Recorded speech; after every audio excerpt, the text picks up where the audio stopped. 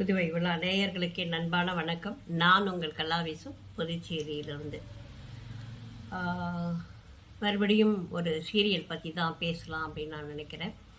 தீயாய் ஒரு தீரா காதல் அப்படின்னு ஒரு நாடகம். இந்த நாடகத்தில் ஆரம்பத்திலேருந்தே ஒரு ரவுடி, அந்த ரவுடி ஒரு பொண்ணை விரும்புகிறான். அதுக்காக பல கஷ்டங்கள் கொடுக்குறான்.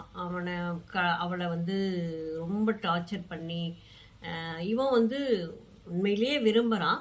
ஆனாலும் ஒரு ரவுடி அப்படிங்கிற நினப்பில் அந்த பொண்ணு மறுக்குது.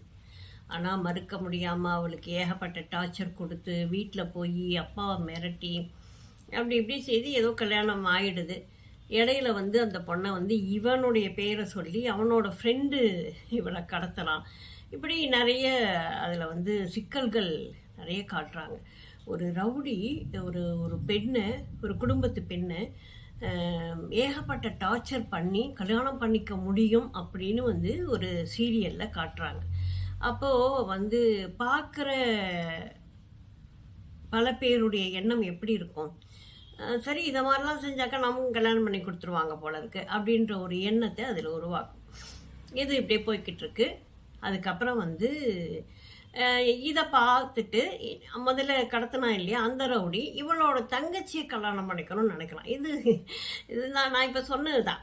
ஏன்னா ஒரு திருமணம் நடக்குது அப்படின்னு சொன்னாக்கா ஓகே, ரவுடி அவன் நெருக்கடி கொடுத்தான், கல்யாணம் பண்ணி கொடுத்துட்டாங்க, அதே மாதிரி நம்மளும் நெருக்கடி கொடுப்போன்னு இவன் நெருக்கடிப்பா கொடுக்க ஆரம்பிக்கிறான். அதில் நிறைய பிரச்சனை வருது.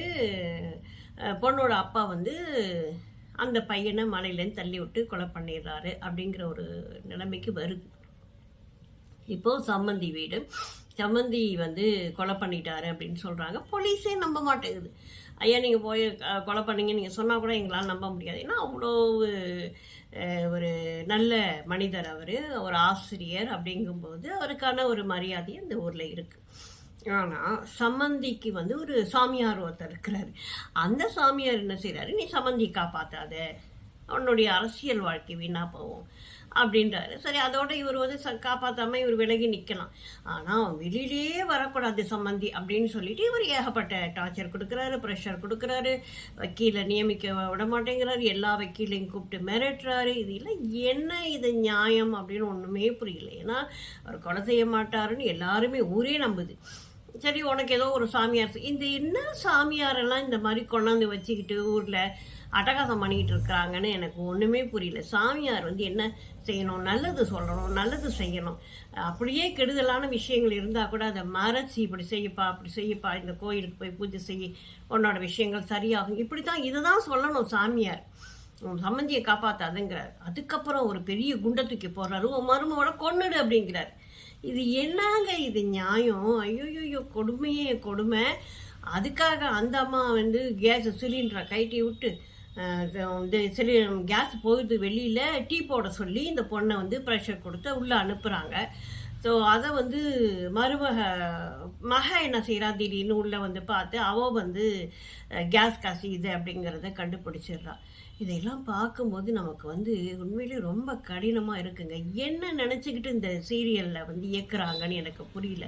அதே மாதிரி அந்த குடும்பத்தில் மனைவி புருஷன் வெளியில் கிளம்பும்போது செருப்பை எடுத்து தன்னோட புடவையால் தொடச்சிட்டு அவனுக்கு காலில் போட்டு விட்டு அனுப்புகிறான்.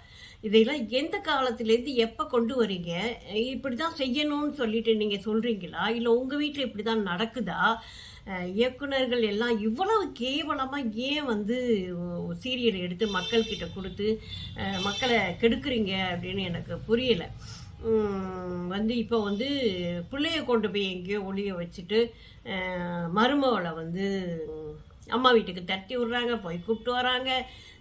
என்ன அந்த சாமியார்கள் இப்படிப்பட்ட ஒரு சாமியார்களை வச்சு இப்படிப்பட்ட ஒரு கொடுமையை அரங்கேற்ற ஒரு நிகழ்ச்சிகள்லாம் இன்னைக்கு சீரியலில் ரொம்ப அழகாக நடத்துகிறாங்க. இதை பார்த்துட்டு பல சாமியார்கள் கிளம்பலாம். கோயிலுக்கு போனால் சாமியார் அங்கே இருக்கிறாரு, அவர் எதிர்காலத்தில் நடக்கிறத சொல்கிறாரு, நாம் முன்னாடி நடந்ததை சொல்கிறாரு. இது எப்படி சாத்தியம் அப்படின்னு தெரியல. நானும் நிறைய கோயிலுக்கு போகிறேன், எந்த சாமியாரையும் அந்த மாதிரி பார்க்க முடியல. உடனே கூப்பிட்டு உனக்கு இது மாதிரி நடக்க போகுது, நீ ஜாக்கிரதையா இருங்கிறாரு. இல்லை நீ இப்படி செய்யி, உனக்கு இது நடக்கும் அப்படிங்கிறாரு. இதை கேட்டுட்டு ஒரு ரகலை நடக்குது.